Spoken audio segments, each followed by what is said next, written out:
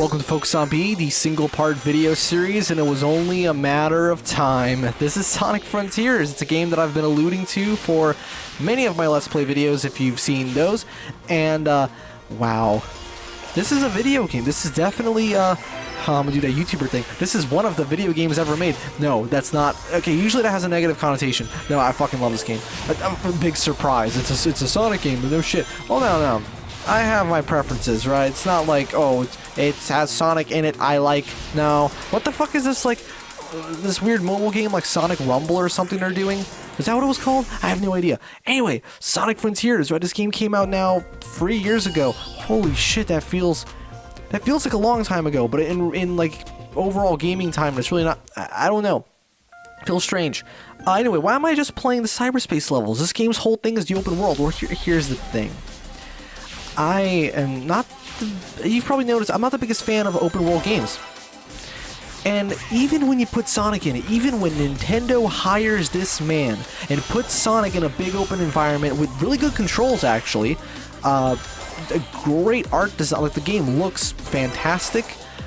Even graphically, it's not like, you know, gonna blow anyone's minds, but it's like it looks good. And I mean, come on, it's like it's a game released after like 2006. It's gonna look pretty good. You know what I mean? And the cyberspace levels, I could do about all the post-processing, but they look pretty fantastic. Also, the music is just actually just fucking crazy. I mean, listen to this shit.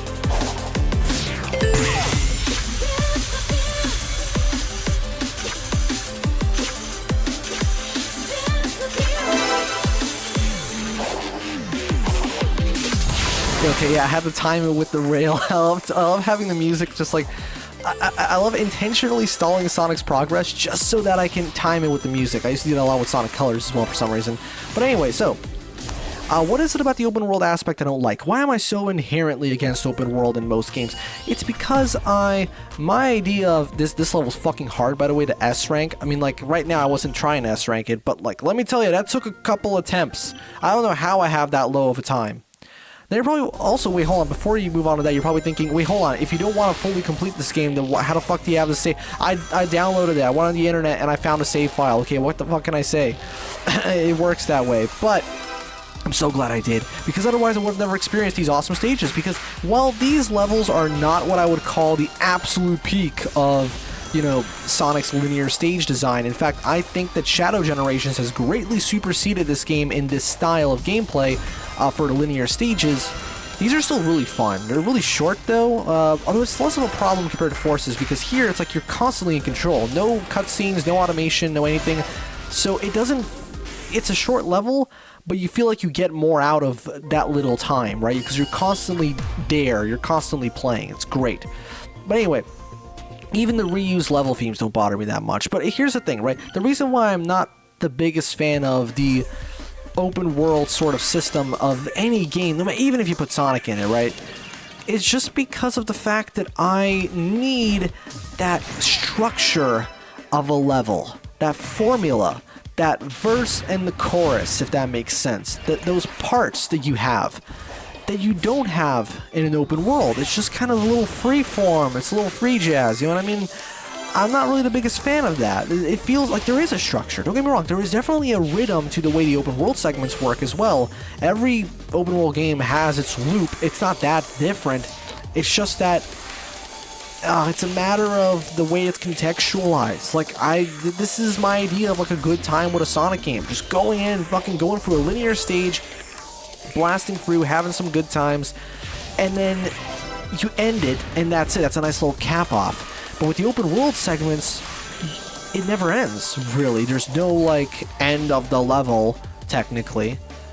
Although, come to think of it, I do think that the open world definitely enhances these levels. Because let me tell you, if this game had released and it was just these stages, it would have been completely destroyed. Right? But because these are just a nice break, they provide the rhythm to the open world levels, right? In fact, I might showcase a little bit of the open world later, but come on, you don't need me to show you footage of the fucking game with the open world. You can just look that up. I'm just here to play the parts that I'm interested in, because honestly, I haven't touched the open world since I first tried it out, and I was like, okay, this is cool, but I can't really say I want to keep playing this. Oh, shit. There you go. just because of the fact that I'm inevitably just going to feel overwhelmed with stuff to do. And granted, there's not that many things to do when it comes to just making progress.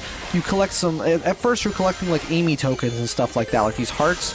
Later on, I think it changes. You got his free Knuckles, you got a free Tails, all that stuff, and the production, the presentation of the story is just absolutely just insane, right? Like, they've really ramped things up when it comes to making this game feel like it takes itself seriously, but not to the point of it being kind of edgy. No, it just makes sense. It feels mature. You don't feel like you're playing a game that's literally, at least marketing-wise, like 7+. You know what I mean? It's like, it feels like a mature game that's just not, it doesn't have any of the typical mature, M-rated type shit that you would put in a mature game, if that makes sense.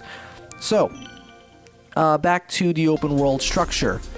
It makes sense, it works. It's definitely a enjoyable experience on the whole. It's just my preference is I would just rather play through this. There's an incredible level of replay value for me with levels structured in this way, where it's just a stage, you go in, you go through a couple set pieces, and that's about, I mean, there are no scripted set pieces here for the most part, because again, this game has a very different approach, and thank God for it, really, because that was, even though I actually quite enjoyed Forces upon release, that is a pretty major issue that it has, and honestly, I can only really confidently say that a handful of levels are all that good in that game, out of like the 30, technically 40 something, it's got a lot of levels. I think it has more levels in this game as cyberspace stages, but here, every fucking level is just fire. Okay, no, there are a couple levels that are kind of misses, and in fact, if we have enough time, if I'm going through this fast enough, we may end up getting to one of those stages. You know which one I'm talking about. It's the fucking drift level. This random level that was taken from Sonic, because a lot of the level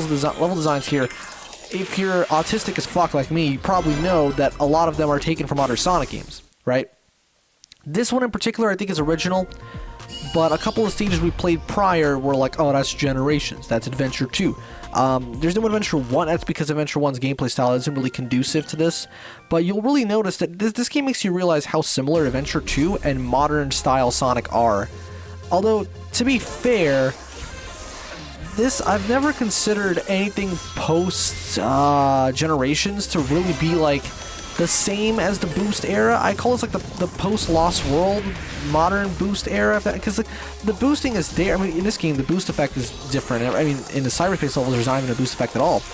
It's because what happened was we kept building off of Unleashed, right, into what ended up becoming Generations. And then Lost World happened, which was kind of like a big reset. But then they took Lost World and they boostified it with Forces, and now they're kind of continuing that.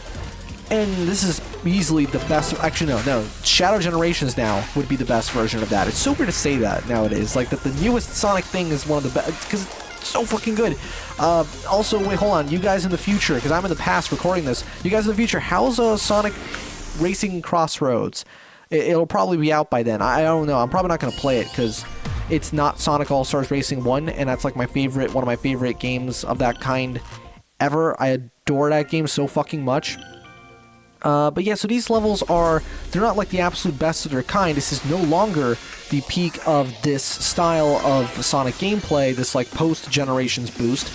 But at the time, it definitely was. I mean, this was like, I remember weirdly enough being kind of disappointed for some reason, because I was like, oh, it moves a little janky, it feels a little weird. Oh, Green Hill. True, it is a little annoying that it's all Green Hill and, Chemical Plant, but I don't know, they've done a little bit with the aesthetic. It's different. The music helps. Oh man, dude, if every fucking track was just a remix of The Theme, then I'd be annoyed. But this music is like so fresh. I gotta talk about the soundtrack as a whole. This is probably like the first instance I can think of like me listening to something that sounds so contemporary. Like, this is like modern music. This doesn't sound like, oh, it's like trying to sound like early 2000s. No. These are such modern production techniques that I'm not always the biggest fan of, like the pitched vocals and stuff, but man, the compositions are just so strong. Like, Otani and crew, like a bunch of other guys worked on the music, fucking destroyed. I mean, not to mention the awesome metal tracks, right, for the bosses. Time to face your fears. It was so fucking good, dude. I never thought I'd ever hear the guy from Sleeping with Sirens, do Sonic and like actually make it really good. And it's funny because now the band itself has kind of almost gone into a similar sound on like their newer stuff. I don't listen to them much. They had like this, they were kind of metal at first, then they went more like pop punk sort of, and I don't know, I'm not a big fan of them. They kind of have like a boy band kind of vibe to them because, I mean, like, hey, their singer's got a real pretty face, right? That's a reference to one of their lyrics from one of their most poppiest type songs, you know what I mean? But I don't know, it's interesting seeing like bands move back in that kind of direction. Kind of like how like Bring Me the Horizon eventually went kind of Linkin Park style metal, if that makes sense. It's not really all that heavy, but yeah, you know what I mean. Whatever, you tune your guitar down and it makes it cool. But anyway, but still, like, the music here is like so fresh feeling. Like it feels like it just came out. It didn't just come. It came out very recently still, and I like it. Like, I'm usually repulsed by anything that has like that over-compressed kind of sheen, that sugary sort of sound. Not even because it's new. No, there's like songs released 20 years ago that also have that sound, and I can't fucking listen to it. But this really, it has moments of it. In fact, we might get to a stage which very distinctly sounds like that, but for the most part, I'd say this is very tastefully done. You know, and there's also a really cool mix how you have like some tracks that are fully instrumental, other tracks that are more vocally driven, and there's some tracks where there's just a little bit of vocal, right? I think this is one of them. Assuming I don't beat the level too quickly, we might actually get to hear a little bit of that vocal. I'm not even sure if this is an original stage or not in terms of level design. I'll probably recognize some level set piece, but I don't know, man. I have to play through every fucking Sonic game again. I went, oh, because I could have sworn this one had dun all your dreams. I think that one was actually a different stage, potentially, because I swear you'd actually hear. Imagine like coming into the studio, just recorded like 2 lines of, no, they probably recorded more than that and just decided to only use those particular parts. You know, those kind of decisions happen later on, you know. But when I think about these levels appearing in context, like actually playing through the game, for some reason it makes them feel even better. Oh, this is obviously Radical Highway. But yeah, what was I even talking about when it came to, okay, it's level design, like really good, even though a lot of it is taken from other games. This is just Radical Highway. This is literally a section from Radical Highway. It's not like Radical Highway, it is Radical Highway. It is, like, look, same piece, but I don't know, I can't say that, I can really blame that. You've been doing this shit for 30 plus years, right? So there's gonna come a point. Wouldn't it be the funniest thing if it turns out, if you interview the developers, turned out that like these were all just genuine attempts at level design, and level design theory, just kind of the structure and the flow of how you build a level, inadvertently ended up with them creating the levels again. Because that happens. Like, that happens in songwriting. Oh, fuck me. Where was I? There you go. Where it's like when you accidentally write a song that already exists.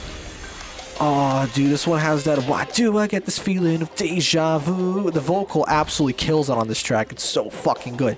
Hold on, let me just...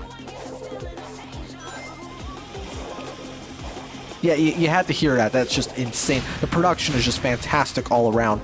And not just like the vocal production, but like the instrumentals and everything. It's just so fucking good. But anyway, as I was saying, like, wouldn't that be actually really funny if it turns out that these are all genuine attempts at original level design and just following the patterns of design and how you'd make a fun level, they just ended up accidentally remaking them, because I can see that happening, honestly. Like, sometimes I'll catch myself like designing a level now that I'm doing that for some reason, because I have this delusion that I'm actually able to create good things as opposed to not good things. So I'm trying to make levels, and it's like, oh fuck, wait, hold on, I'm stealing this. I'm mentally stealing this from a game that already exists, even though I wasn't thinking about that game at the time. But the second that I laid it down, I was like, oh fuck me, that's a level section from this game, and I'm just like, oh man, okay, I can't do that. Or maybe I leave it in anyway because it's like, it's good design, I guess. If, you know, what was it, like, good artists borrow, great artists steal, and there is an art to level design, definitely.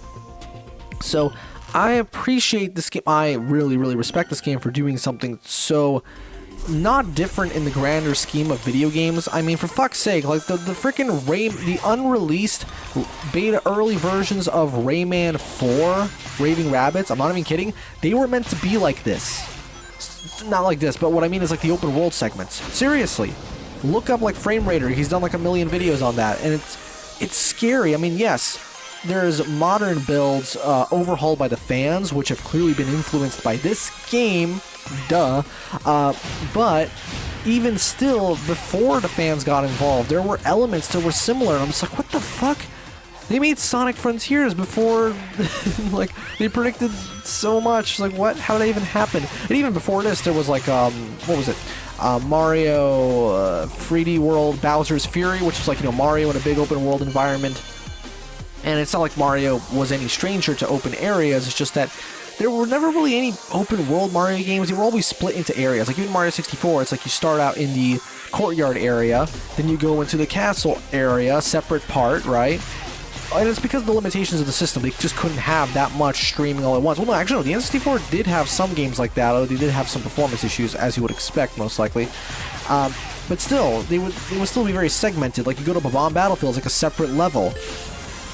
And then with Bowser's Fury, it's like, oh no, it's just these big areas. And this game also is kind of segmented in the sense that that you have these different islands that you visit, right? And one of them was apparently going to be way bigger, and then they like split it up or something. And funnily enough, though, they didn't split it due to time constraints, just because people got bored or they thought it was too big, which is, you know, it's interesting because typically that'll just happen because, oh fuck, we don't have enough time to make it polished. But no, in this case, they did. They just thought it was a better idea, and I guess I'm okay with that. I'm not really, I don't really care that much because also, did you notice that? That's called homing boosting, which is this new mechanic that I still can't tell if it's, I think it's intentional.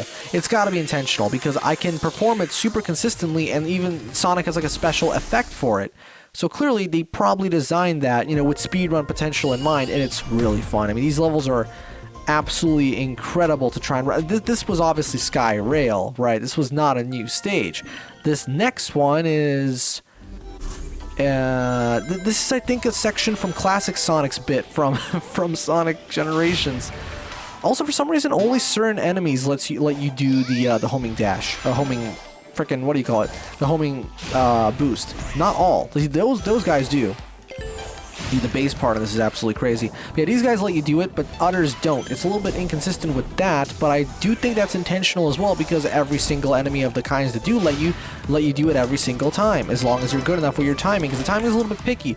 So it must be an intentional mechanic. I mean, no, if it were a glitch, then it wouldn't have that fucking bespoke effect, like the little particle thing that look at that. There's like a distinct little glow that happens whenever Sonic does it, so clearly that's intentional. Anyway, because you never know with Sonic Team Herder, you know, they're incompetent fools. The joke is that actually they make okay games sometimes. No, admittedly they have a lot of faults. More so not so much in the execution, but in the design. Like they are so scarily good at making games that are like kind of garbage, but they don't look like it. Like Sonic and the Secret Rings. That game is fucking trash. But it's gorgeous, especially considering that it's on the Wii. A fucking Wii game looking that good. It looks better than Colors, right? In the Wii version of Unleashed. And then Black Knight, which was Black Knight was definitely better. Although, honestly, I don't think it's quite as good as some people have been more recently making it out to be.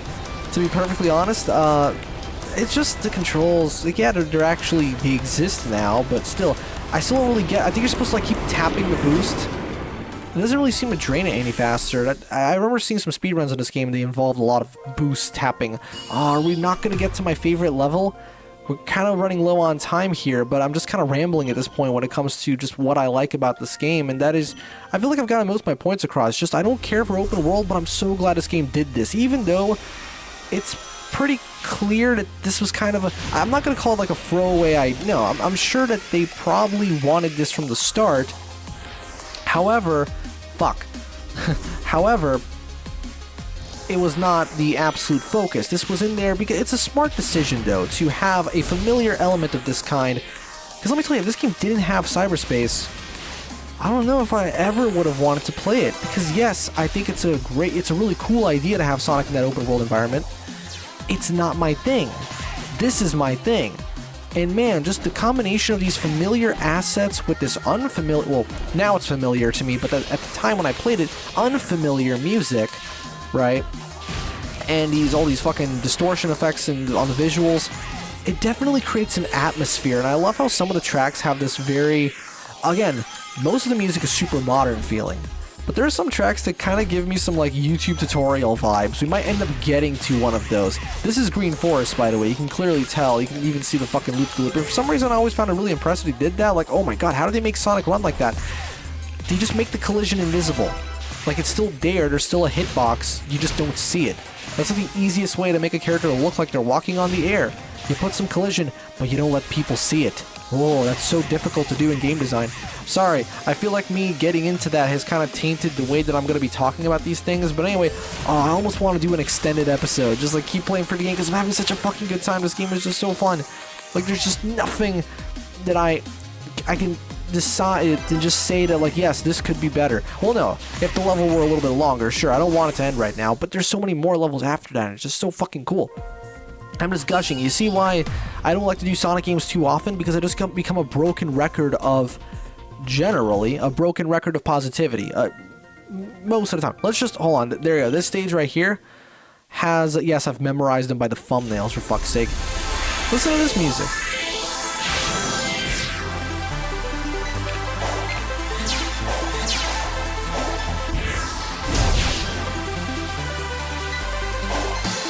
Hello guys, today I'm going to show you how to download free GTA San Andreas CJ skins. So first you're going to want to go to the, actually I can't actually point out any specifics. Was it like the GTA Garage? Is that still up? Nexus mods? I don't know. I don't really do a lot of game modding anymore, so I'm not really all that familiar anymore with those particular sites, but regardless. Anyway, I really should be wrapping it up. I think we're just going to play through this level and just call it a day. Because this game is so strange. It's like the epitome of I'm playing it wrong. I acknowledge that I'm not playing this game correctly, so to speak. I really should be playing for the open world. I should be leveling Sonic up. I should be doing these things, but man, I feel like by not arbitrarily doing that, because, oh, for fuck's sake, I thought I could grab that just like in the original generations. There you go. I feel that by skipping those parts, I've let myself really enjoy this game a lot more. Because I imagine that my patience would not have let me even want to enjoy these parts, because it's like I'll be so fucking annoyed by having to do all these open world things, even if they're fun. The bosses are cool, like the mini bosses are cool as well. Sonic controls really well in the open world areas.